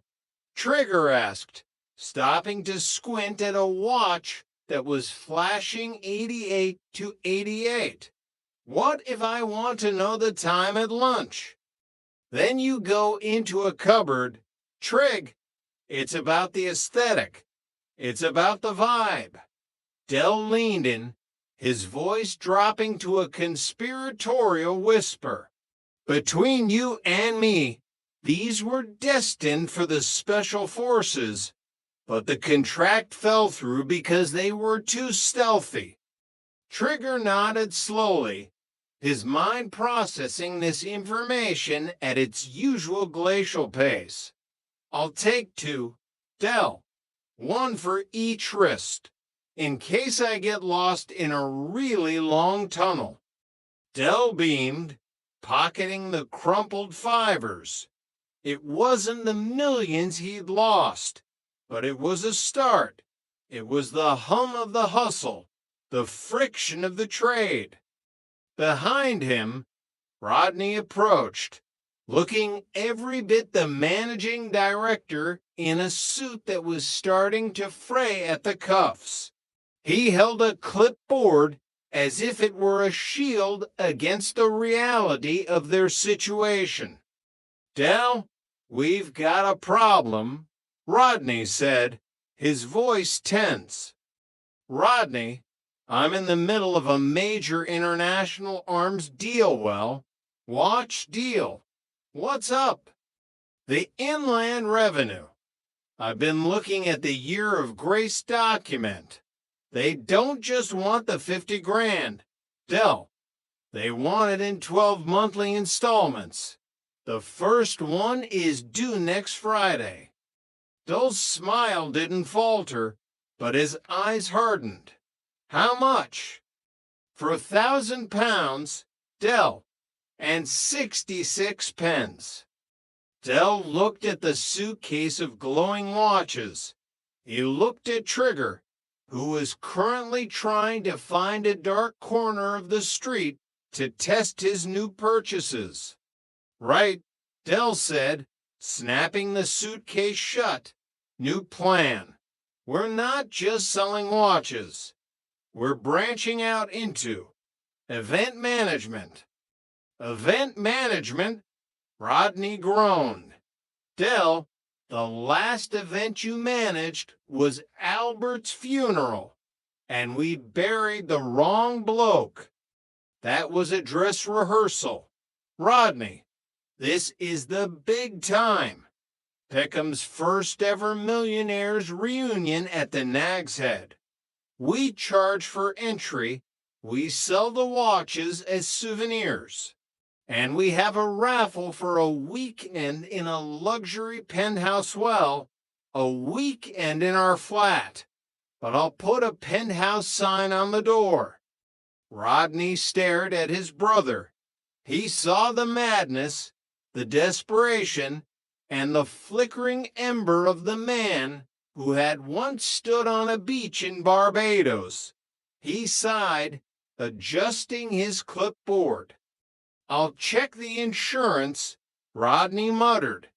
But if I end up in a cell next to Mike, I'm telling the warden it was all your fault. That's the spirit, Rotters. Potpourri. This time next week, we'll have that installment covered. I can feel it in my bones. Chapter 8, The Shadow of the Night. While Dell was busy planning his millionaires' reunion, the atmosphere inside Nelson Mandela House was simmering with a different kind of tension. Raquel and Cassandra sat in the kitchen, the steam from their mugs of tea rising into the cold air.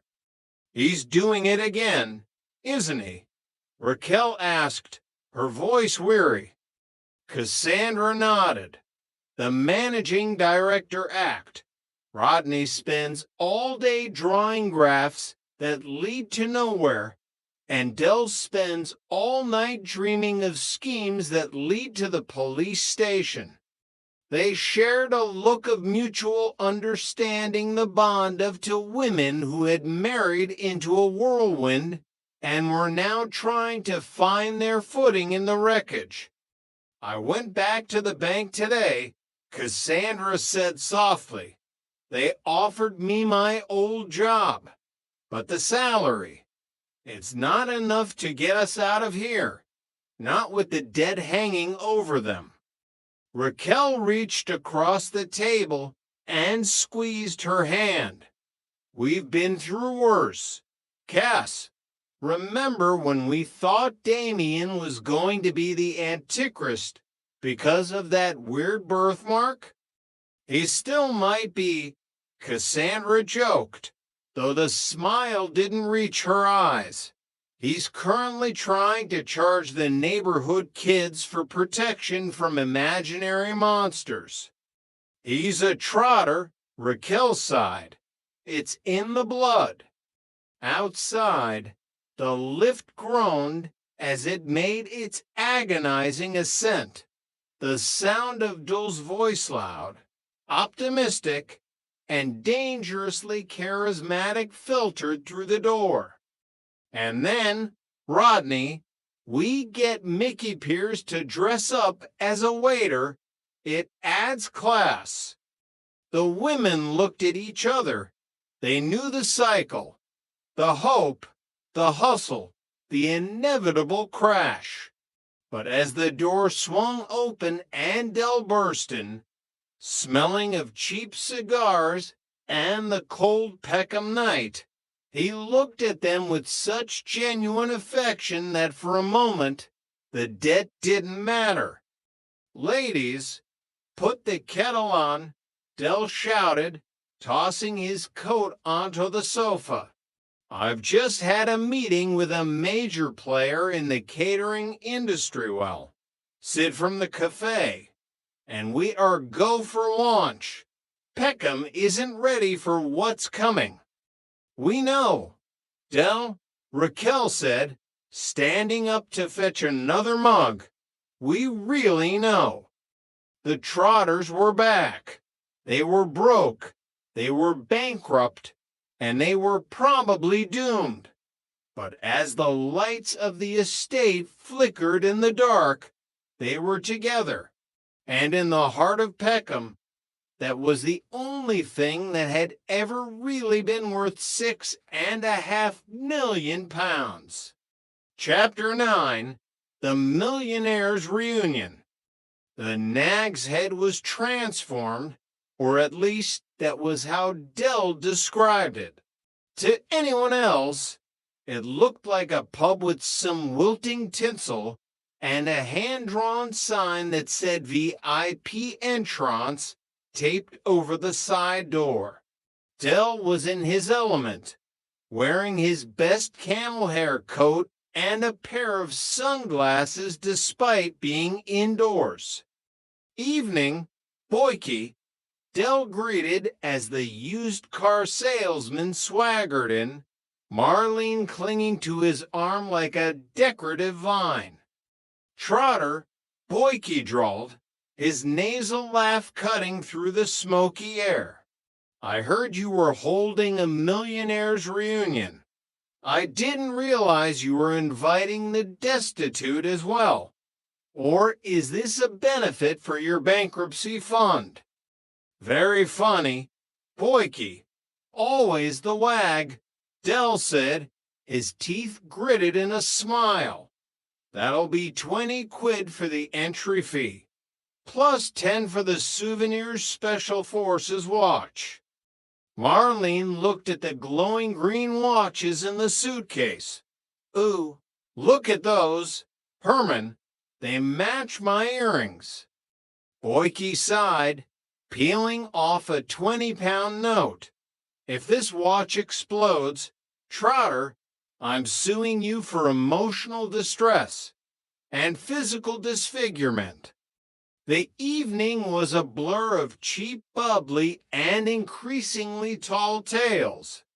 Rodney stood by the raffle box, looking deeply uncomfortable in a tuxedo that was 2 sizes too small. He was currently trying to explain to Denzel why the weekend in a luxury penthouse was actually a stay at Nelson Mandela House. It's an urban experience, Denzel, Rodney pleaded, very trendy with the Shoreditch crowd.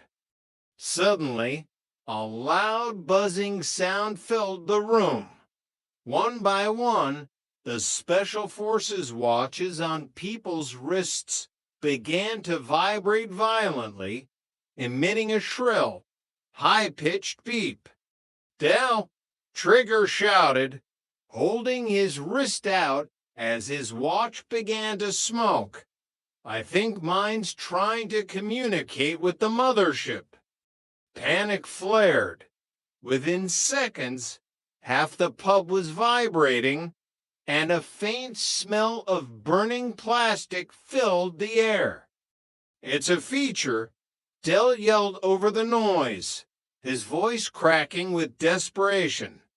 IT's Ann, internal cooling system. It's a fire hazard, you plonker. Rodney screamed, rushing over to help Marlene remove her glowing, smoking watch. The millionaires' reunion ended not with a toast, but with Sid from the cafe using a fire extinguisher on the raffle box. As the crowd filed out, grumbling and demanding their entry fees back, Del stood in the middle of the empty, foam-covered pub. Well, Rodney said, wiping a glob of fire extinguisher foam from his tuxedo sleeve. That's another for 1,000 pounds down the drain. Del looked at the pile of charred watches. He looked at the empty till. Then he reached into his pocket and pulled out a single, crumpled 5-pound note that Trigger had forgotten to ask for back. Don't worry, Rodney, Del said, his voice quiet but steady. We've still got the Urban Experience raffle winner. And I think I know a bloke who's looking for a large quantity of slightly singed plastic. Chapter 10, A New Dawn in Peckham. An hour later, Del and Rodney were sitting on the balcony of Nelson Mandela House. Below them, the lights of Peckham twinkled like distant, unattainable stars. The air was cold, but the shared silence between the brothers was warm. You really are a nightmare, Del, Rodney said, staring out at the horizon. I know, Rodney, but I'm a nightmare with a vision. The vision just nearly burnt down our local pub. Del chuckled, a low, dry sound. Yeah, IT was a bit extravagant, wasn't it? He leaned against the rusty railing, his gaze softening. I was thinking about Mum earlier. She always said, Del, look after Rodney. Make sure he reaches for the moon. And instead, you've got me reaching for the bankruptcy courts, Rodney muttered, but there was no malice in his voice. We'll get there, Rogers. We've had the millions, and we've had the pennies, but we've still got the flat. We've got the girls, and we've got each other. That's the real gold mine. Rodney looked at his brother. He saw the gray hairs in those sideburns, the lines of exhaustion around his eyes. He realized then that Del wasn't just hustling for the money, He was hustling to keep the world from closing in on them. So, Rodney said, standing up and dusting off his trousers, "What's the next big thing? Digital toasters. Self-tying shoelaces." Those eyes lit up with that familiar, dangerous spark. "Funny you should mention that, Rodney. I was talking to a bloke in the pub well just before the fire, and he's got a lead on a consignment of solar-powered umbrellas.